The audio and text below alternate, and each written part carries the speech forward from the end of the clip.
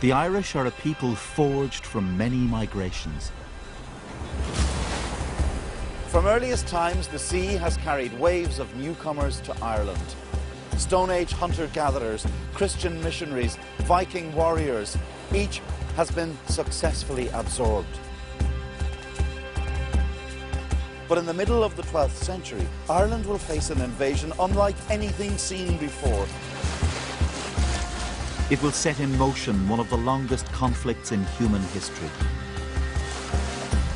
in which land and faith will divide the nations.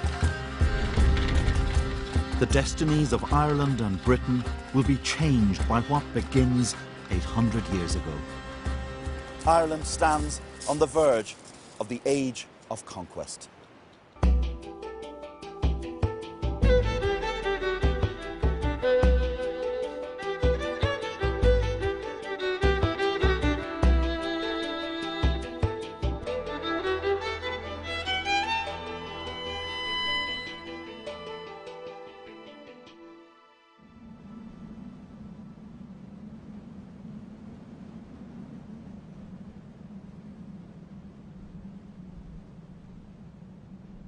Kings fought and the ground trembled. So did the annals of the Four Masters describe the Ireland of the early 12th century. It was a land of farmers ruled by clan chieftains who in turn paid homage to 5 provincial kings.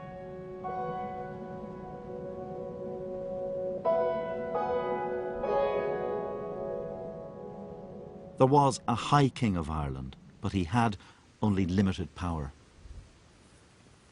But in the hands of a man ruthless and cunning enough to crush his political enemies, this high kingship could mean something unprecedented in Irish history. A land ruled from the centre by one powerful figure, the beginnings of a united political entity.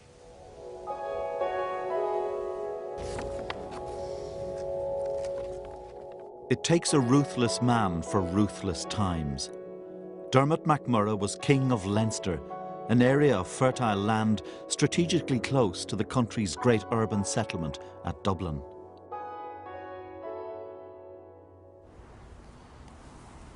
It was said of Dermot that he preferred to be feared rather than loved, and he probably would have agreed. Those who stood in his way were either killed or they were ritually blinded and castrated so they wouldn't produce any heirs.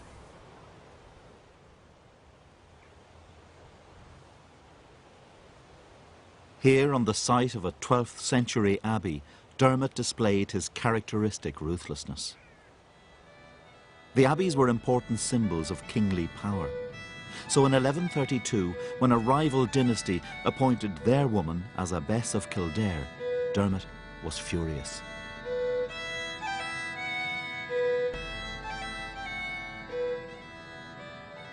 He, as King of Leinster, wanted control of this very important office. So he attacked and plundered Kildare, and as the annals say, he had the abbess of Kildare, the most important female in the entire Irish church, put into a soldier's bed and raped to disqualify her from the office she held.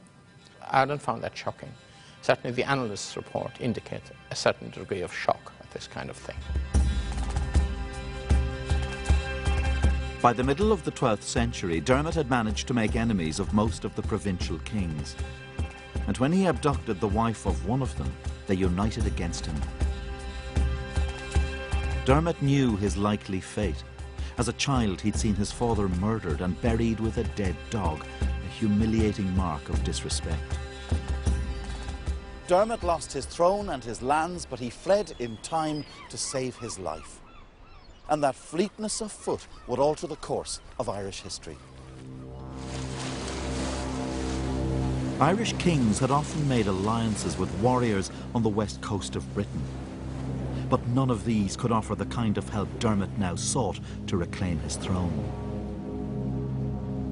The fugitive king sailed boldly further, to the heart of Western Europe's mightiest empire. In the traditional telling of the Irish story, Dermot is seen as the father figure for generations of traitors, the man who callously sold out his country to the English. But it simply wasn't like that. In reality, Dermot was doing what any desperate or ambitious chieftain would have done, seeking the help of somebody more powerful. The crucial difference was that the people he went to were the most organised military power in the medieval West. These were the lands of the Normans.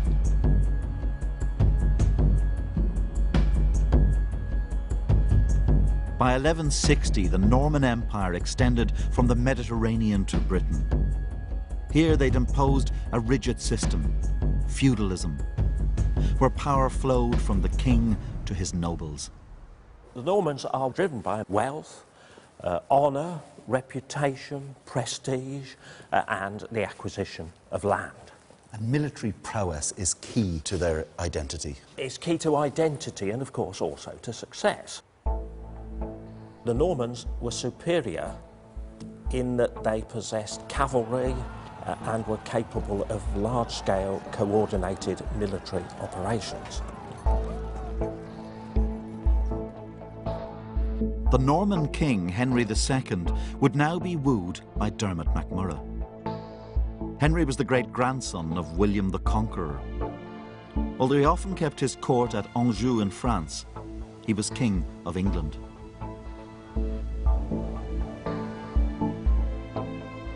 Henry had contemplated attacking Ireland long before Dermot came to his French court in 1166.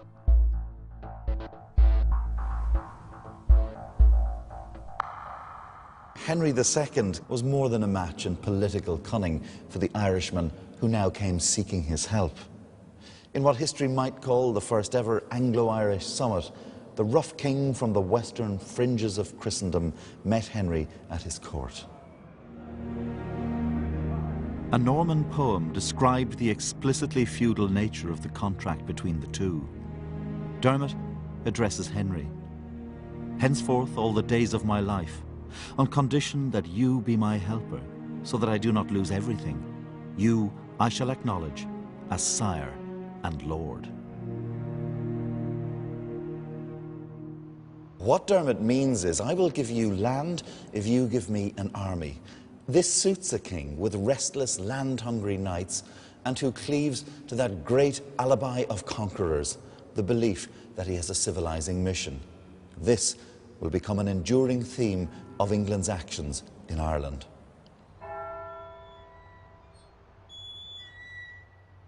A decade earlier, when he'd first thought about invading Ireland, Henry had sought the support of a higher power. Ireland is linked to Europe not only by trade, but by that most central of medieval realities, religion. The Pope isn't just spiritual master of Christendom, he's a temporal power broker as well. If he lends his support to an invasion, then Irish chiefs are obliged to offer their allegiance to the man who carries his blessing. Pope Adrian IV had his own agenda. The Irish Church had become worryingly independent. Granting permission for an invasion, the Pope told King Henry that in order to enlarge the borders of the Church and set bounds to the progress of wickedness, he should take possession of that island. Henry promised to levy an annual tax of a penny per hearth in Ireland. The money would be sent to Rome.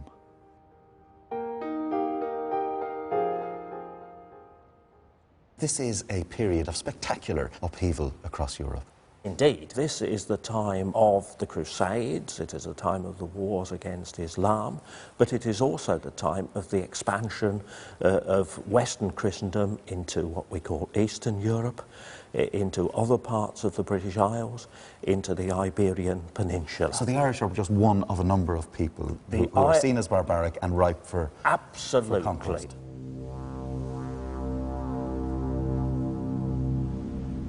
With Henry's backing, Dermot now recruited an Anglo-Norman baron from Wales to lead the invasion.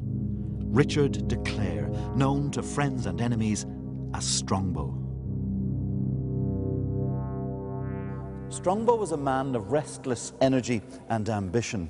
And in front of this knight, Dermot dangled a tantalising prospect: lush acres of Irish land and his daughter's hand in marriage. On the 23rd of August, 1170, an Anglo-Norman force led by a friend of Strongbow's arrived here in County Wexford. They were used to raiders along this coast, so when the Irish looked out and saw the Norman vessel, they could have been forgiven for thinking this was just another passing incursion. But a new history was about to come bearing in from the sea.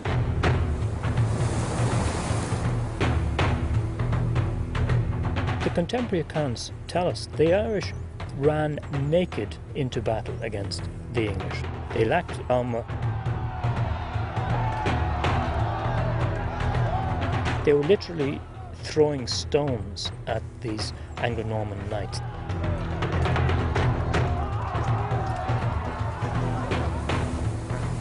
The battle was a savage encounter. The invaders hacked and cleaved their way through the Irish. In one refinement of the art of murder, they broke people's legs before hurling them into the sea. They had one notable killer who went by the name of Alice the Vicious. She's said to have killed 70 men in revenge for the death of her lover.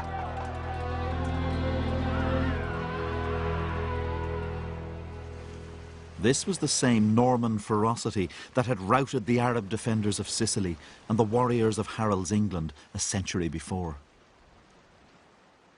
It was ferocity with a message: submit or be annihilated. When Strongbow stormed the city of Waterford, the defenders were overwhelmed. And the victor moved to claim the first part of his Irish bargain.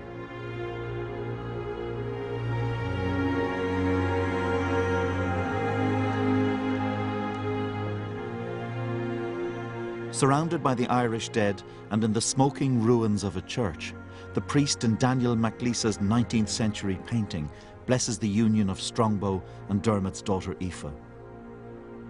Irish nationalists would cast this as the beginning of 800 years of English oppression.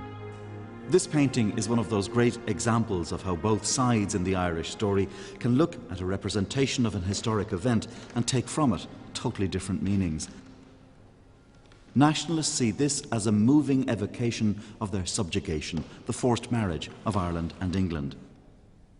But the painter was a Cork-born unionist who represented a complex Irishness. He felt a deep attachment to an ancient Gaelic past, but also to the British Empire. Of course, what really matters is how Strongbow saw things. And for him and the rest of the Anglo-Irish knights, this was the beginning of a great land grab. Dermot died soon after, before he could enjoy the fruits of victory, and he was succeeded as King of Leinster by Strongbow. Here begins a great theme of Ireland's story: the fear of English monarchs that Ireland will be used as a base to attack them. For King Henry had never trusted Strongbow, and now feared he would set up a stronghold in Ireland.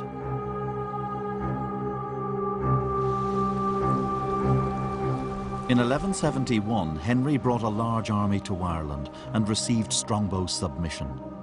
But he also confronted the Gaelic chiefs.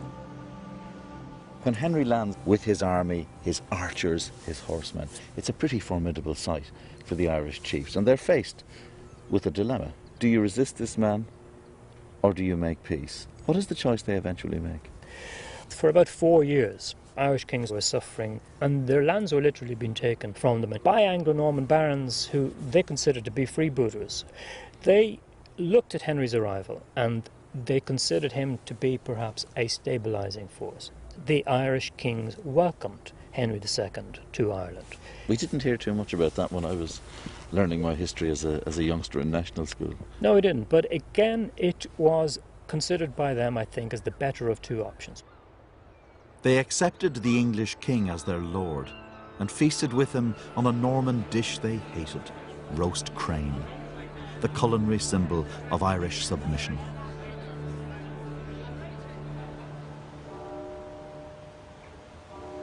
Henry left Ireland the following year.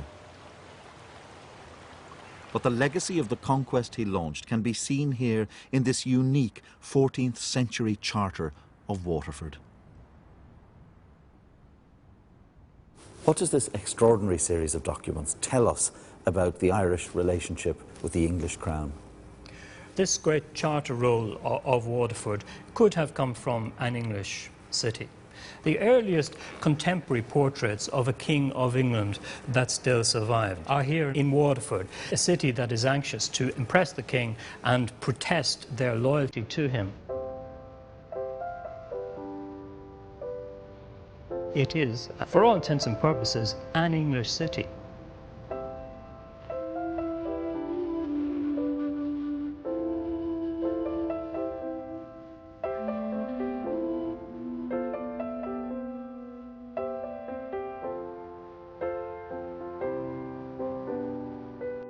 Over the next 50 years, the Anglo-Normans established power bases in the main population centres, and crucially, they moved to set up great estates on the best land in the country. Ireland was about to be transformed. Historically, we've tended to curse the English a great deal, but the Normans did quite a bit for us, didn't they? If you look around Ireland today, the most characteristically Irish traits are English.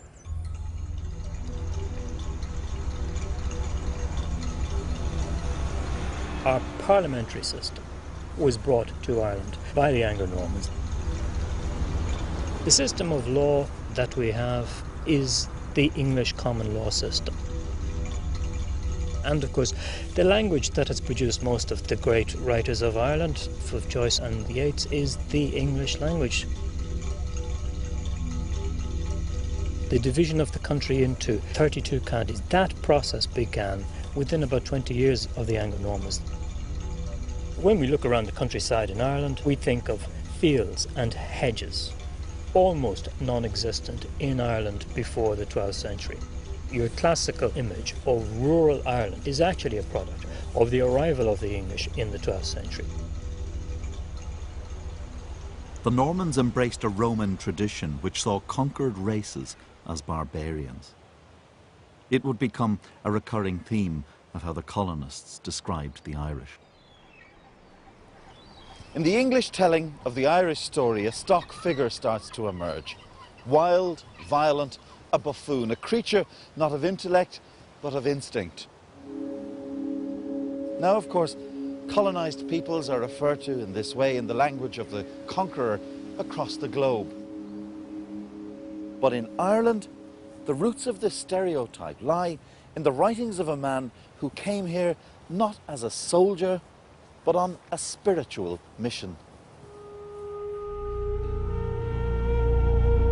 The 12th century priest and chronicler Giraldus Cambrensis, Gerald of Wales, profiled the Irish in his Topographia Hibernia. Seated on a throne, he's the classic boring churchman, canon lawyer, great advocate of celibacy, lover of the Pope, lover of the rich, well-connected. What he does is produce this remarkable book with maps, with drawings, and accounts of the Ireland that he found at that time.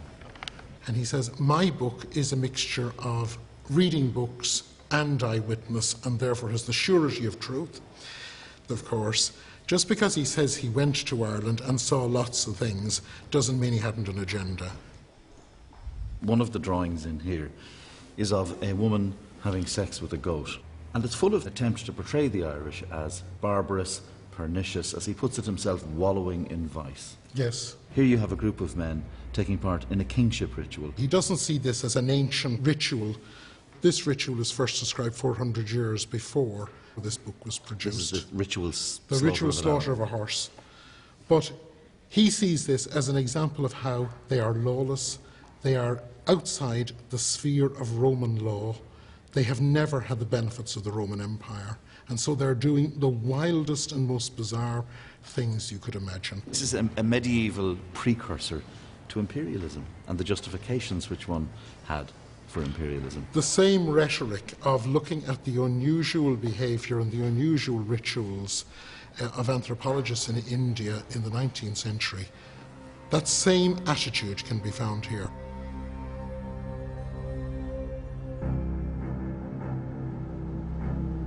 200 years into the conquest and the colony is unfinished.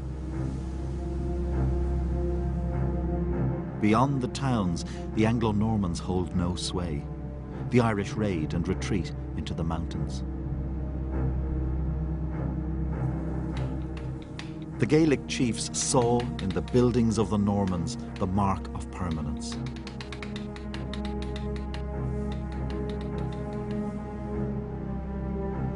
The colonists had thrown their world, pastoralist based on the loyalties of clan, into retreat.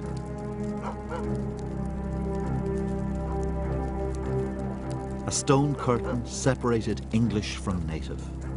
The old aristocracy seethed with resentment.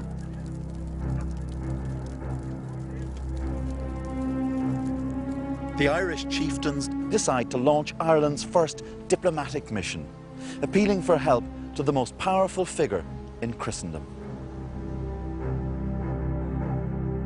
As it was a pope who'd first given legal sanction for the invasion of Ireland, it was to Rome that the Irish chiefs now complained about their unjust treatment at the hands of the colonists. Written in 1317, their document is known as the Remonstrance of the Princes. Tell me what we see in this document. This is the worst picture of English rule since the invasion. Not a document that minces words, is it? It certainly isn't. It talks about how the Irish are savaged by the vicious teeth of the English and have fallen into an abyss of slavery. It's very, very vivid imagery. Well, there's one particularly gruesome example where Thomas de Clare has had a banquet with one of the Gaelic rulers, and at the end of the banquet he is taken from the table and his head is amputated. Amputato quoque capite. Exactly, yeah. And this is being sent to the Pope. Exactly. This is what the English are doing to us. Yeah.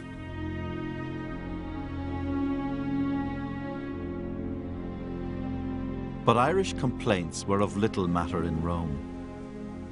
The Pope passed the document to King Edward II, who did nothing. The simple truth was that English kings, mired in struggles of their own, were little bothered with Ireland.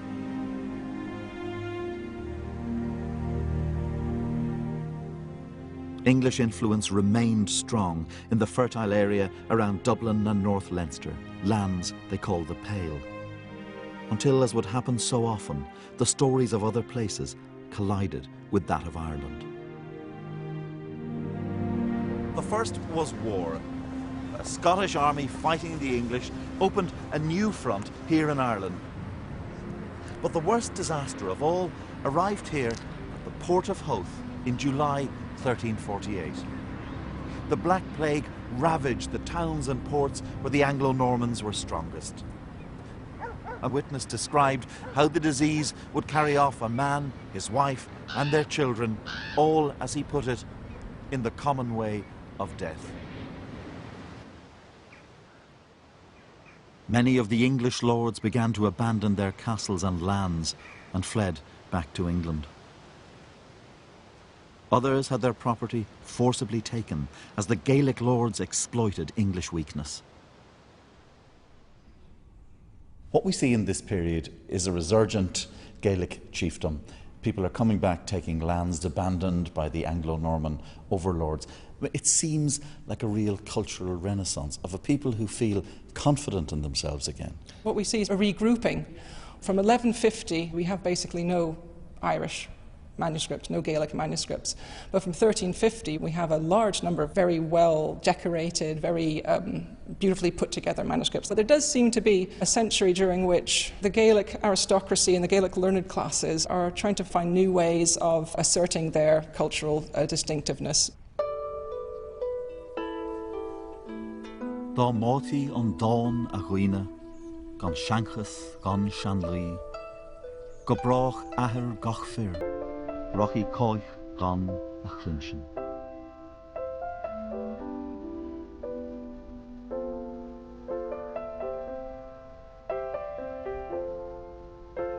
Why in this period does poetry assume such importance? In the unstable political climate of Ireland at this time, art or gold work or tapestry might not be such a good investment. But in terms of securing your status, securing your fame, a poem can travel across the entire Gaelic world from Kerry to the Hebrides.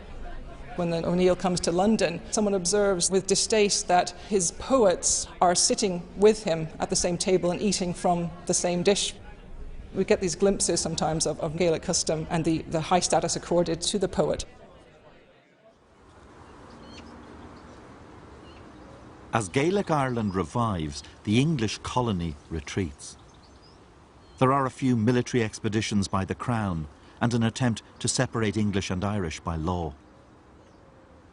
But Ireland simply isn't a strategic priority. Until, near the end of the 15th century, the Crown is given a rude awakening. After years of civil war in England, two different pretenders to the throne attack from Ireland, supported by Irish lords.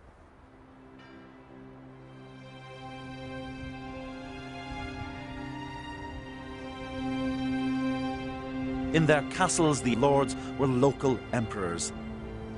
There was no strong central government to contain them. London might as well have been the moon for all the real influence the monarch could bring to bear. The great Anglo-Norman families had symbolised English power. But now they could make alliances with Gaelic chiefs. Over 3 centuries, they'd become, if not entirely Irish, certainly no longer truly English. This is an unsettled land where warlords squabble and London's writ does not run. But the ascent to the throne of a new king in 1509 will bring about the most concerted attempt yet to subdue the Irish lords. Henry VIII will come to see these free-roving lords as a threat to his power and men who need to be taught a lesson. Henry sought to create the state ruled by a single king that had eluded Brian Boru and Dermot MacMurrough. The first ever united Ireland, but under the control of an English king and his officials.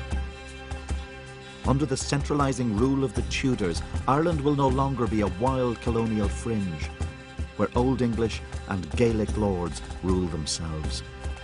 Here is an English administration coming along saying, I'll tell you what, we'll tidy this up for you.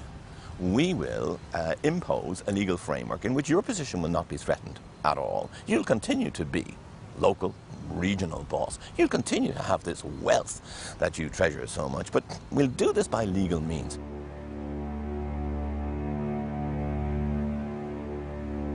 But such promises failed to impress the powerful Fitzgeralds, the Old English lords of Kildare. They'd been the king's representatives in Ireland. Now they saw their power slipping away. In 1534 they rebelled. Just as he had done with the troublesome lords in England, Henry crushed them ruthlessly.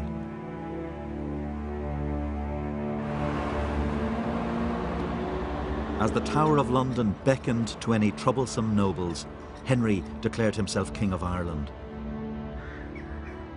But Henry would never settle his Irish problem. For at home, he was moving towards a fateful entanglement. Henry's enduring legacy to Ireland was forged in the chambers of his court. There, a domestic imperative propelled him into action that would profoundly change the way the Irish and the English saw each other. Henry had failed to obtain a male heir from his marriage to Catherine of Aragon. In 1533, he disobeyed the Pope by divorcing Catherine and marrying Anne Boleyn. Henry created the Church of England with himself at its head. In this manner, England joined the great European Reformation, the Protestant Revolution, which was already challenging church corruption, doctrine, and the power of the papacy.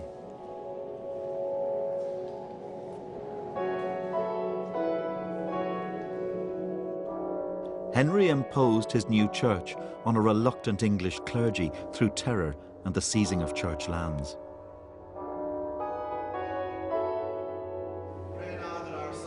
But in Ireland he lacked a standing army that could enforce observance of the new faith. And so Ireland remained Catholic. Henry's unfinished business here left a dangerous legacy in a Europe where religion was becoming a battleground.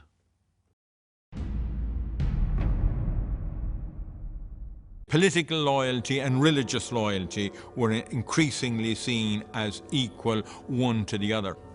Where you had communities that were divided on grounds of religion, that you almost invariably had civil conflict. So the diversity in religion meant a challenge to the authority of monarchs. In Europe, the Pope led a powerful movement against the Reformation. Religious orders like the Jesuits enforced a new militant Catholicism. In Spain, the Inquisitions crushed the Protestant faith, and it was sent into retreat across much of the rest of Europe.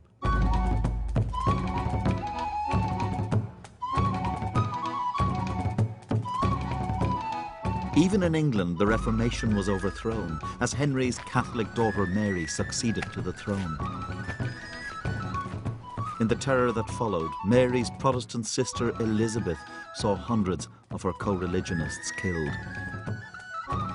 Elizabeth and her supporters remembered that terror when she became queen in 1558. They saw Catholicism as being the ogre which was always threatening the liberties of Protestantism, and that this was represented by the tyranny of Spain, which had threatened the invasion of England itself. At forts like this on the Kent coast, her soldiers scanned the horizon for the foreign invasion fleets. But they were not the only threat, because to the west lay Catholic Ireland. There are an increasing number of young people from Ireland who have been trained in continental seminaries and returned to Ireland imbued with the zeal of the Catholic Counter-Reformation, intent on resisting the advancement of Protestantism within the country. The Queen does not launch a Protestant crusade in Ireland, for she's no religious zealot. Above all, Elizabeth demands security. And so she dispatches a new breed of soldiers and officials, the Elizabethan adventurers. The English adventurers who arrive here, how do they view the Irish?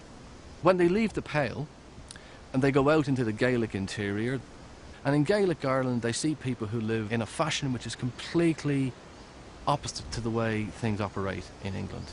They don't live a settled lifestyle. They are a pastoral people who follow the herds. Ireland is a heavily wooded landscape. The Irish are seen as being wood people. They come out of the woods to attack you at night time, to burn your tent, to steal your livestock, to steal your women. They can disappear. They can see you, but you can't see them. They're seen as a menace. They're seen as enemies of order.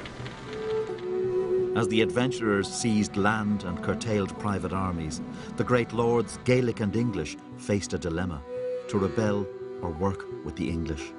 Some, like the Gaelic Hugh O'Neill, went with the crown, but in Munster, the Anglo-Norman Desmonds rebelled. Elizabeth I fears the Irish rebel lords and chieftains linking up with England's foreign enemies. And it isn't a totally unrealistic fear. The rebels send a petition to Philip II in Spain and to the Pope in Rome. The rebels are not seriously motivated by religion. But religion is a bridge to Europe, it's a bridge to finance, it's a bridge to money and weapons and an invasion force. Elizabeth's forces launched a policy of scorched earth. One of the most notorious English commanders was Sir Humphrey Gilbert.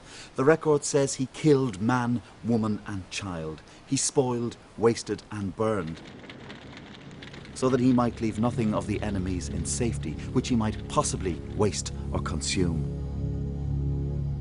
The age of total war had arrived in Ireland.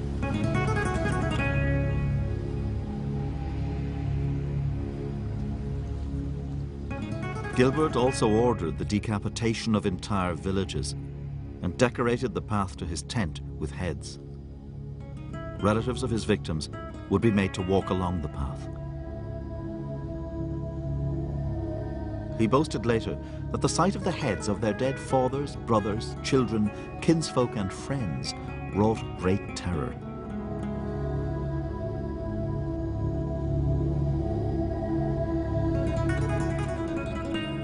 They're also interested, of course, in head money. How do you collect the reward on a dead rebel? You chop off their head, right? So you have bags of heads being sent from some part of Ireland to Dublin, where they're exhibited, which adds to the horror of the Elizabethan Wars. But this wasn't simply a matter of the Irish fighting the invaders.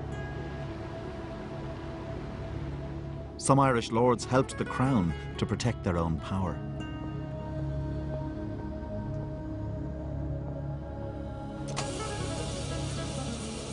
Here at the National Archives in London is an Elizabethan document detailing how one Irish lord behaved. This is an extraordinary document because it brings, in a very real sense, that age of atrocity to life. You can look back at Irish history in this period and thousands of people seem to vanish into anonymous massacres and battles.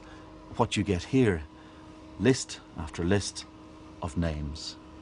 They're Gaelic names: O'Vryn, McCarthy, a total of over 5,000 names. And they're killed by the army of another Irishman, the Earl of Ormond. This butcher's bill he sends to London to convince an English queen that he is loyal to the crown. For Elizabeth, Irish loyalty would become an increasingly urgent question as the religious crisis in Europe escalated. In Paris in 1572 came an event that would define for Protestants the terror of the Counter-Reformation. Here on the morning of August 24th, the feast of Saint Bartholomew, the bells of this church, Saint-Germain-l'Auxerrois, rang out. Not in celebration, but as a signal for killing to begin. Catholic death squads fanned out across the city, targeting Protestants in the worst religious massacres Europe had ever known. Thousands were butchered.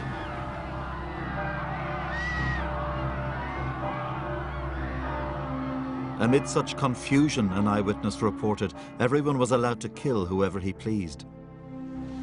The bodies were hurled into the River Seine, whose waters ran red with the blood of the murdered.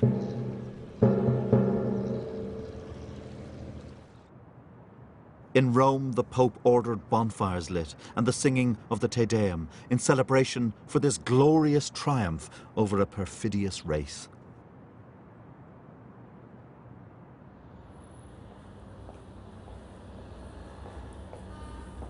In Protestant England, there was alarm.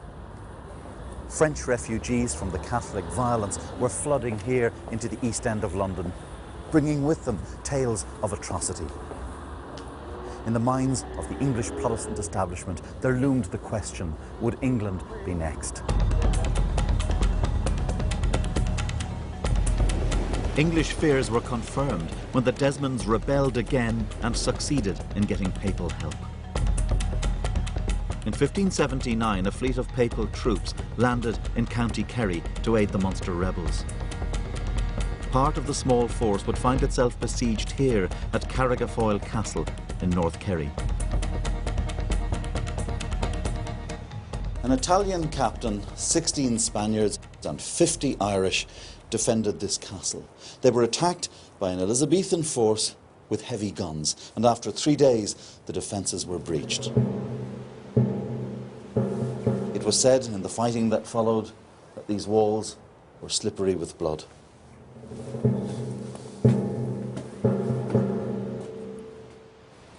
What happens at Carrigafoyle and in other massacres foreshadows a new kind of European warfare, where the tactics of massacre, starvation, of salutary terror are becoming widespread. It also helps to convince Elizabeth of the need for a durable solution to her Irish problem.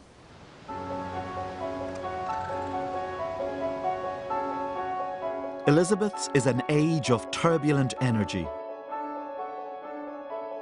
In literature, science, in exploration and the hunger for new lands, great empires are forming, Spanish and English. Like the very first invader, Henry II, Elizabeth imagines Ireland being civilised by Englishmen. A place where no dainty flower or herb that grows on ground, no arboret with painted blossoms dressed, and smelling sweet, but there it might be found.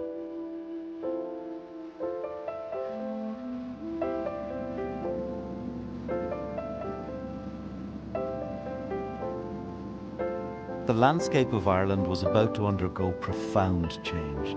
The axes of the Elizabethans echoed through the great forests as they cleared away the hiding places of rebels and made space for plantation.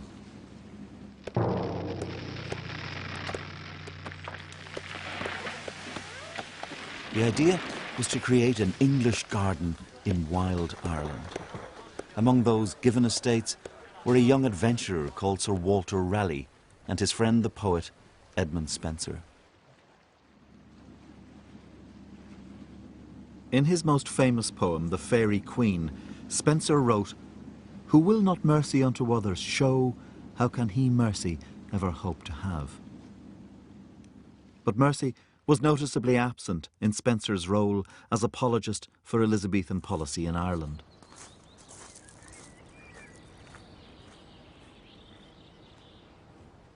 Spenser had been present at massacres and defended his commander, the Lord Deputy of Ireland, against charges that he was a bloody man. His loyalty was rewarded with a forfeited estate. Spenser's friend Walter Raleigh was also granted 40,000 acres of land around the Blackwater Valley. And from this house in the town of Youghal, he would set forth on his adventures in the New World.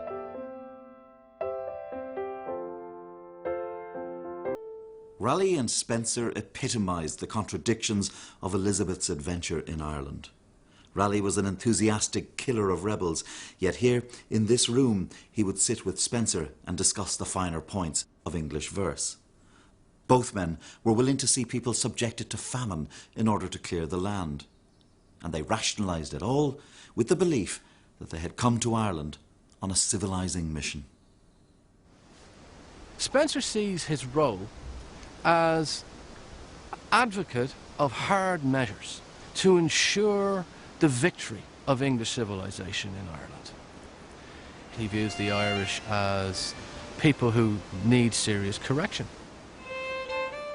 Some 30,000 Irish lost their lives, many to famine.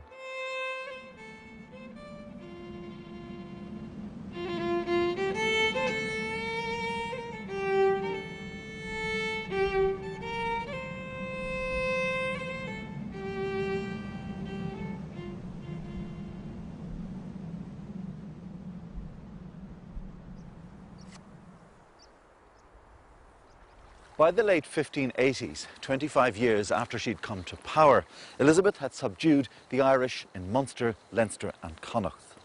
The leaders were dead or in hiding, the people destitute. But there was one great obstacle to English domination in Ireland, and it lay far to the north, in a province that would become synonymous with the conflict between the two islands.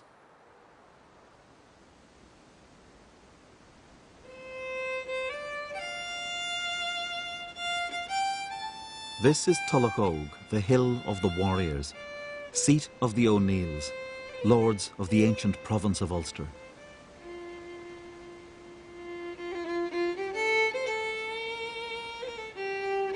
Ulster was the most Gaelic of the Irish provinces and was the stronghold of Hugh O'Neill. Hugh O'Neill is one of the most fascinating figures in the story of Ireland. He embodied the complexities of an age of dramatic change. O'Neill could be a ruthless killer, a wily charmer, and a master of the art of compromise, whatever the situation demanded. The imperative for O'Neill was to protect the power of his family. Constantly manoeuvring, he rode alongside English adventurers against Irish chiefs and was rewarded with the earldom of Tyrone. He was a man who did his best to fit in with the English system. For much of his career, the odds were on going with the Elizabethan project of the extension of English laws, English systems of administration, and English systems of landholding. The difficulty is that once you commit to this English deal, you make enemies.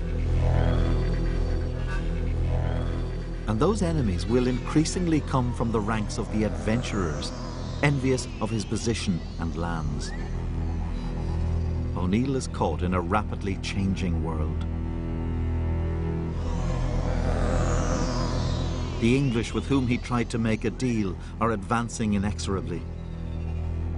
And so he makes a momentous decision.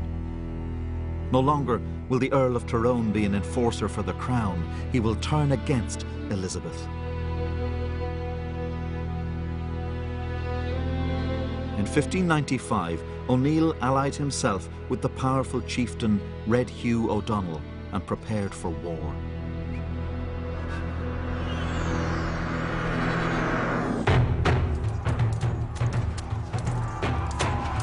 Trained in the English ways of warfare and bolstered by Spanish advisors, O'Neill begins to push back the English forces from Ulster. At the Battle of the Yellow Ford in August 1598, viewing the well-armed English, O'Neill told his men that victory lay not in senseless armour, but in courageous souls. 900 English are killed, and the same number desert.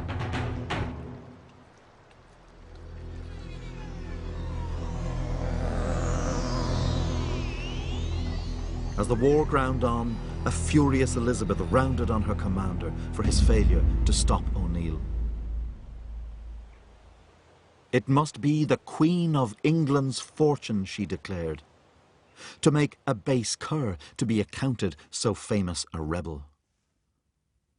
Little do you know how he hath blazed in foreign parts the defeats of regiments, the death of captives, and the loss of men of quality.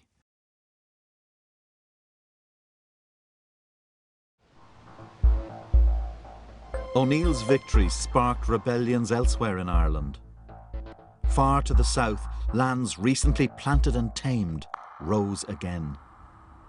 Here in Munster, rebels descend from the woods, farms are burned, the English planters are taken by surprise, and many are butchered. In Munster, the attempt to make the land civil according to English ways is overthrown. Among the English refugees fleeing Ireland is the poet Edmund Spenser. As Ireland moved towards a defining confrontation, O'Neill sought to rally both the Gaelic chiefs and the Old English to his banner.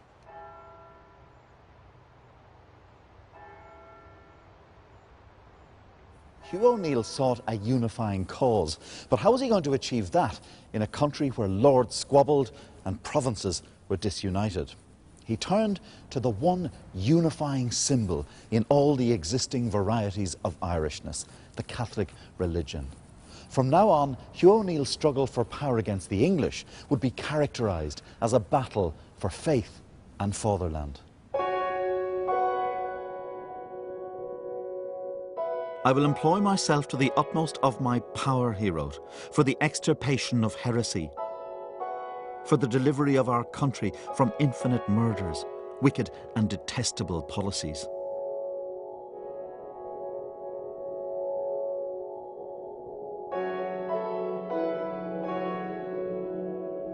The English regarded O'Neill's militant piety as a cynical ploy.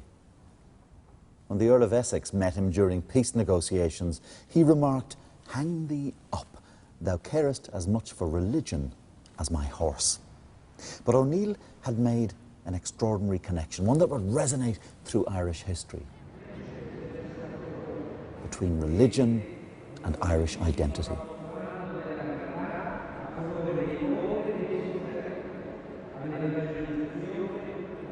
Pope Clement VIII declared O'Neill Captain General of the Catholic Army in Ireland.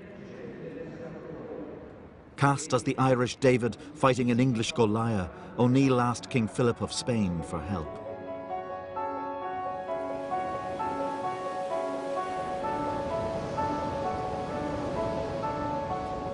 The Spanish could see the value in tying down a large English force in Ireland.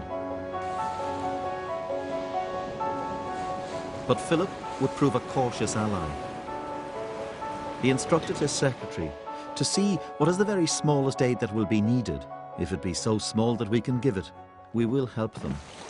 On the morning of September 21st, 1601, a Spanish fleet of 33 ships carrying 4,500 soldiers appeared here off the coast of Cork, bearing down on the town of Kinsale.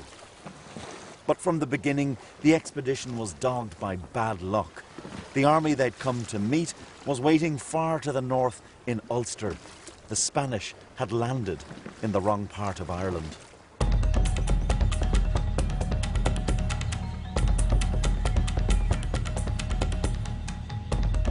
As the forces of the English Lord Mountjoy massed at Kinsale, O'Neill and O'Donnell made an epic march through the Irish winter.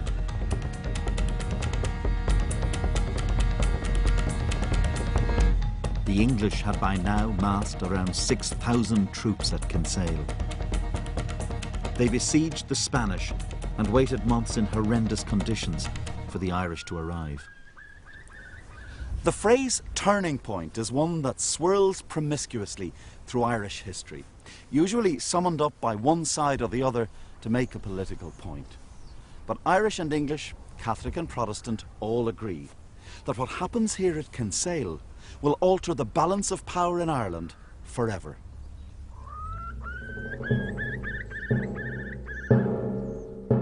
By dawn on Christmas Eve, 1601, the two sides are ready for battle. The Spanish and Irish have amassed a force of 9,500 men against an English army weakened by disease to around 6,000.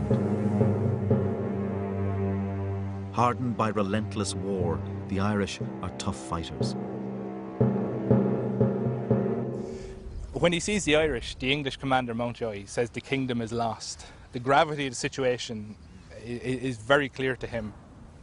He realises that defeat beckons unless some almost a miracle can happen.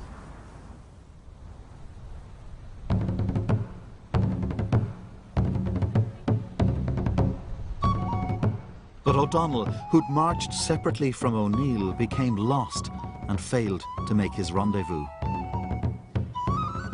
According to the Spanish, there was a catalogue of tactical blunders. O'Donnell alerted the English with a loud call to arms. In the confusion, O'Neill left his hilltop position and went to open ground where his men were more vulnerable. On seeing the hill unoccupied, a Spanish witness said, "The enemy closed up onto it. He grasped his opportunity."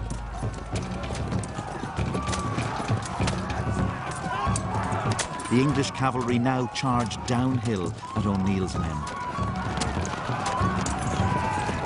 The Irish were fighting in open ground against English cavalry that had the run of the field. The Irish had never really been in that situation before. But what it essentially comes down to at the end of the day is that the English had stirrups. The fact that the English soldiers had stirrups meant that they could drive home a charge with a lance because a stirrup takes the shock. You don't get knocked off the back of the horse. Whereas Irish had shorter horses, they carried their lances over arm, but although it gave them extra manoeuvrability, it meant that they couldn't charge another body of horse. So the fate of Ireland hung on a stirrup? More or less, yes. According to the Spanish eyewitness, 800 men were killed in the rout. Most of the Irish survivors made for Ulster, while the Spanish sailed home. The Irish should have won the Battle of Kinsale. There's no question of it. But they don't. Circumstances go against them, and the entire course of Irish history is altered as a result. For the Spanish, Kinsale was a military fiasco, and they would never intervene in Ireland again. The English saved their colony, but the war was ruinously expensive. It almost bankrupted the crown. But for the Gaelic lords, Kinsale was the moment that broke their power forever.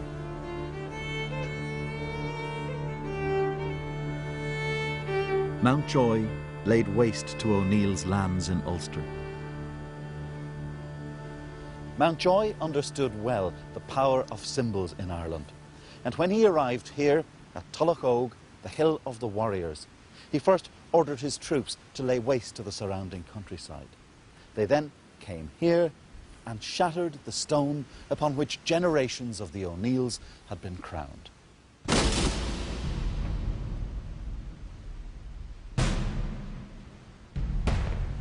Hugh O'Neill surrendered and was allowed to keep his title and some of his land. But he knew as well as his enemies did that his real power had been destroyed.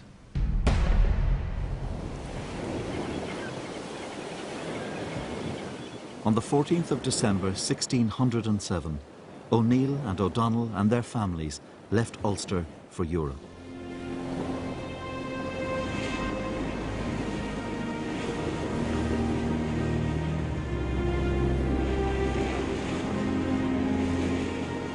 The peasants over whom they'd ruled were left to make their peace with new masters.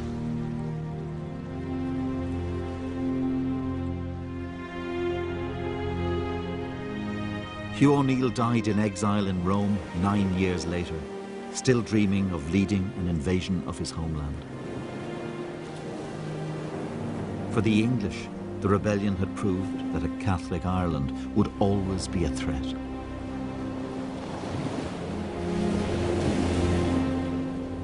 The flight of the Earls is one of the most romanticised images in Irish history. But now that they were gone, the question was, what would replace them? If Ireland couldn't be made loyal, an entire order would be transplanted here that was Protestant, loyal to the British Crown, and determined to stay.